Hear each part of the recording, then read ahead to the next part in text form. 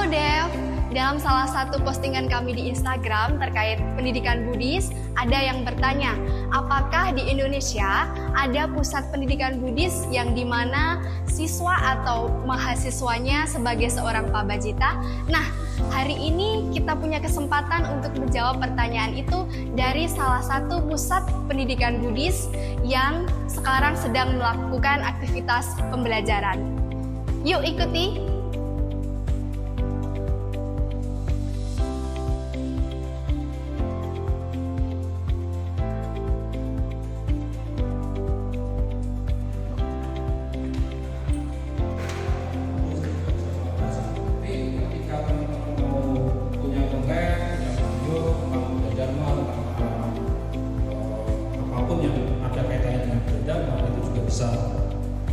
Pusat Pendidikan Foguangsan Indonesia memulai proses pembelajaran sejak tanggal 10 Juni 2024. Pengajaran Dhamma menjadi materi utama di Pusat Pendidikan Foguangsan Indonesia.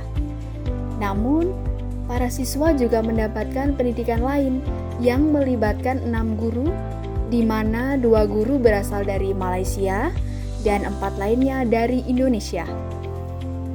Beragam bidang yang dipelajari para siswa antara lain bahasa Mandarin dengan guru pengampu Korsinggi Lausi, bahasa Inggris dengan guru pengampu Sam I Jing Lausi, sejarah Borobudur dengan guru pengampu Bambang Eka Prasetya, seni gamelan dengan guru pengampu Jumali yang merupakan dari Sanggar Borobudur, melukis dengan guru pengampu Etsing Medi, dan kerajinan tangan dengan guru pengampu Untung.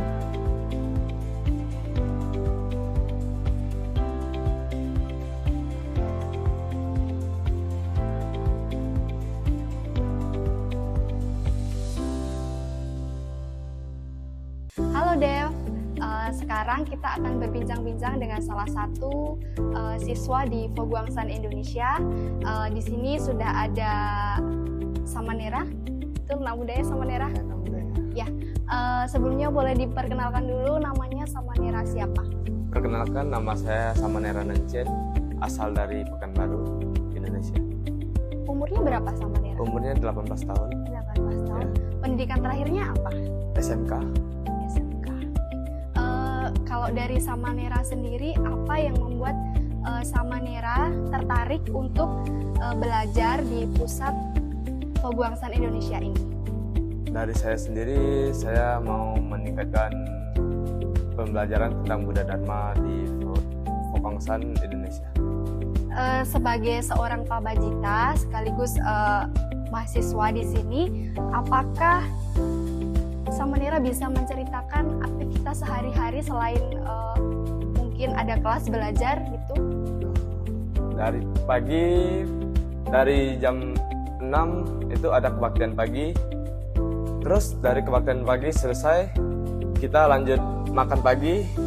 Makan pagi selesai, jam 8-nya ada kelas menyalin sutra. Setelah kelas menyalin sutra, kita ada kelas dari jam 8.30 sampai jam 10.30. Terus dari jam 10.30 sampai jam 11 kita ada pembelajaran mandiri. Dari jam 11.30 sampai 12 itu ada makan siang. Terus habis makan siang kita ada meditasi jalan, seperti selesai makan kita harus jalan di mengelilingi asrama. Terus dari selesai meditasi jalan kita ada istirahat dari jam 12.30 sampai jam 1.30. Terus dari jam 1.30 kita ada kebaktian siang, uke. Terus selesai uke kita jam 2 ada kelas lagi.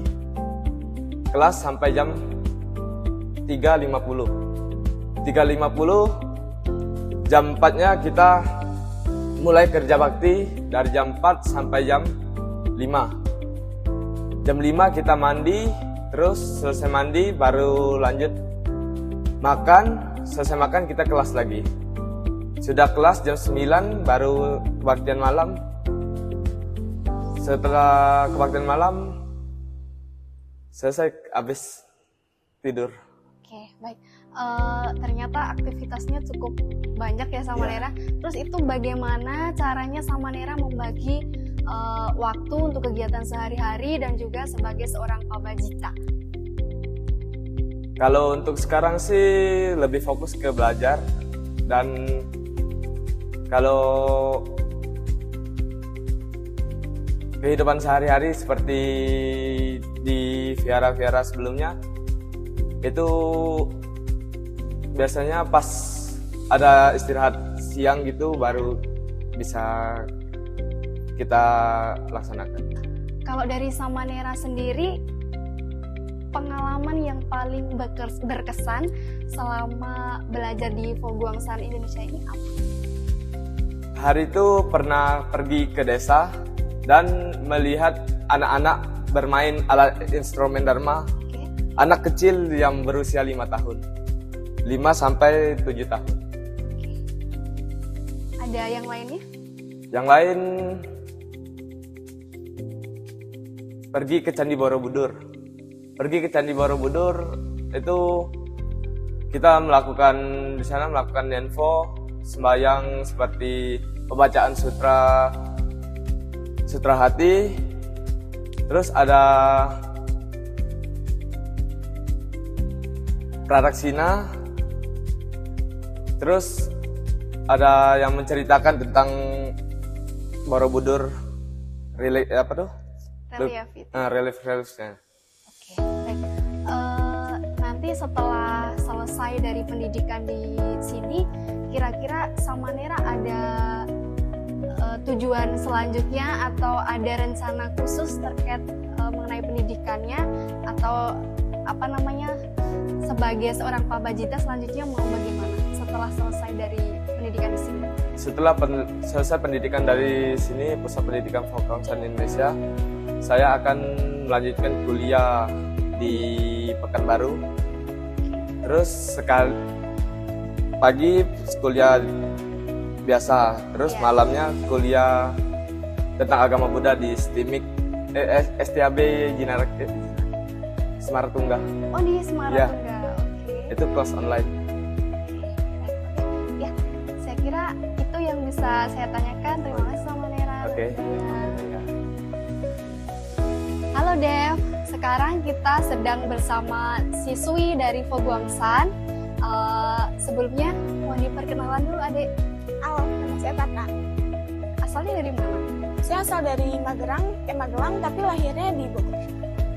Usianya berapa adik Tata? Usianya baru 19 tahun. Adik Tata sebelumnya apa yang membuat adik Tata tertarik untuk belajar di Foguangsan Indonesia? Ya, pertama saya karena tahu peraturan di sini itu bisa merubah sikap saya yang kurang disiplin, apalagi tentang waktu. Saya tuh suka banget tidur, jadi nggak ingat waktu kalau tidur. Kalau di sini kan kita bisa lebih teratur bangunnya, terus cara makan. Ada motivasi khusus sehingga adik Tata mau belajar di sini? Ya, motivasi saya yang tadi saya bilang sih, saya mau merubah diri saya untuk lebih disiplin, apalagi terhadap waktu, terhadap cara makan, dan kegiatan saya sehari-hari. Kalau rutinitas di pendidikan di sini yang setiap hari dilakukan apa saja? Kebetulan kan saya murid Sabtu Minggu, kelas Sabtu Minggu. Jadi setiap Sabtu Minggu itu biasanya kita dari jam 7 itu kita ada kebaktian. Setelah kebaktian kita makan untuk sarapan, lanjut kelas sampai jam 11. Nah, jam 11 itu kita makan siang, langsung istirahat, lanjut kelas dari sampai malam. Kalau aktivitas yang lebih khusus apakah ada di sini? Aktivitas khusus seperti ya kayak kerja bakti, terus kita menjalin sutra, terus kita terkadang kalau misalkan lagi di luar kita membatik dan gamelan. Oh gitu, berarti ada kelas membakti, gamelan Itu juga. cuma ya beberapa kali aja. Oke, baik. Pengalaman yang paling menarik selama belajar di Foguangsan Indonesia ini apa? Pengalaman saya paling menarik itu waktu saya pergi ke desa itu, saya kagum banget sama anak-anak kecil. Anak-anak kecil itu dia dari gunung jalan sejauh kira-kira 2 kilo untuk nyampe ke vihara. Nah dari situ tuh saya kagum banget sama semangat mereka. Harapan adik Tata setelah selesai pendidikan di sini apa? Harapan saya sih menjadi orang yang benar-benar disiplin. Itu saya pengen banget disiplin, dan saya kan nanti lanjut ke universitas, itu kan pasti membutuhkan sikap yang disiplin, terus bisa membagi waktu. Oke. Halo. Hai, Ya, boleh diperkenalkan namanya siapa? ya nama saya Dwi Apriani. Saya dari Lampung. Oke. Usianya berapa? Usia saya 19 tahun, Pendidikan terakhirnya SMA. SMA di Lampung juga. Apa yang membuat Dwi tertarik untuk belajar di Foguangsan Indonesia ini? Menurut saya program ini sangat bagus karena di sini kita dapat mendapatkan beasiswa untuk studi ke Taiwan, bisa selama 3 tahun maupun 1 bulan. Dan juga banyak sekali kegiatan yang dilaksanakan selama di Foguangsan. Selama berada di Foguangsan, sangat dibutuhkan kedisiplinan. Jadi saya belajar banyak tentang disiplin, tepat waktu, dan juga bagaimana cara hidup kita agar teratur. Kemudian nanti Dwi setelah selesai nih pendidikan di Foguangsan Indonesia ini, harapannya apa ke depannya? Semoga saya bisa lancar dalam berbahasa Mandarin. Lancar Itu, bahasa ya. Mandarin. Terus mau ada lanjut ke universitas atau ke perguruan tinggi nggak? Iya, saya habis dari sini kita lanjut studi ke Taiwan. Oh, Ke Taiwan. yang mau ke Taiwan itu Dwi berarti ya? Iya. Oke, baik. Terus sebagai siswa di sini, kira-kira bagaimana cara membagi waktunya? Kan ada belajar, terus ada kegiatan lain-lainnya, itu bagaimana? Kita pasti sudah terjadwal, jadi kita tinggal mengikuti jadwal. Kalau untuk mengerjakan tugas, memang kita cari waktu luang sendiri, mungkin di waktu istirahat kita bisa mengerjakan. Baik, terima kasih Dwi Namudaya. Budaya. Halo Namudaya, Udah. boleh diperkenalkan dulu namanya siapa? Nama saya Gunadi Dwipa, saya umur 17, Asalnya dari mana? dari Jakarta. Apa yang membuat Dwipa tertarik untuk belajar di Foguangsan Indonesia ini?